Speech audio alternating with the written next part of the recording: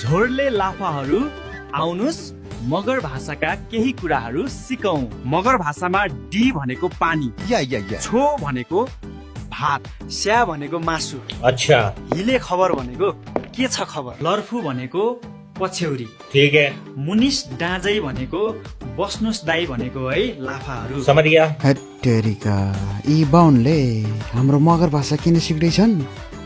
केही त पक्कै छ।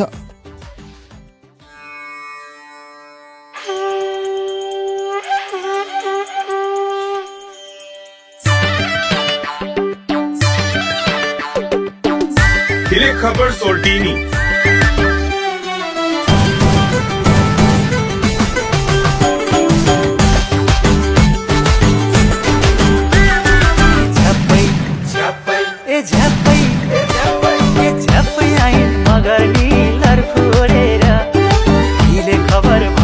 हिले खबर सोल्टी राजा भन्न थालिने हातै जोडेर